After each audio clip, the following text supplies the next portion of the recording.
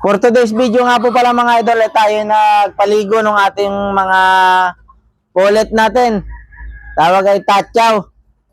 Bali, nagpaligo tayo yung bandang mga alas 8, alas 9 para maalis ang kuto ng ating mga manok. Yung kailangan yung nasisinaga na sila ng araw upang hindi sila lamigin. Ayan. At hindi rin naman po pwede tayo magpaligo mga idol lang ating mga manok kung lampas na ng mga 11 or 12 o'clock. Hindi po pwede po. Kailangan pagpapaligo po ng manok yung may araw na tapos hindi gaanong matingkad ang init ng araw. Ayan, pinaliguan po natin sila upang maging malusog at malakas ang kanilang katawan, makatulog ng maayos sa gabi. Kasi ang manok, kung marami silang kuto or hanip, napupuyat din sila mga idol. Kasi inaano nila yung kanilang gumagapang sa kanilang katawan. Kinukutkot nila. Kaya,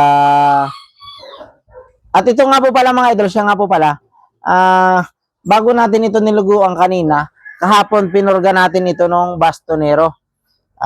Hindi pa naman po sila gaanong malalaki, kaya bastonero po ang gamit natin.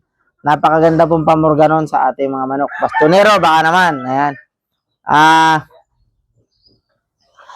Kung sila ay nasa age ng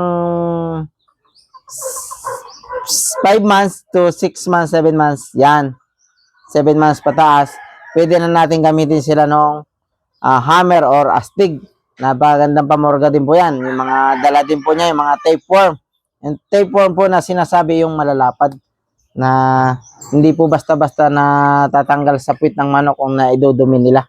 Kaya kailangan laging every month magpurga tayo ng manok para laging malusog at malakas ang ating katawan. Ayun. Hanggang dito na lang po mga idol at thank you so much po sa inyong walang sawang panood. Thank you po. Bye-bye.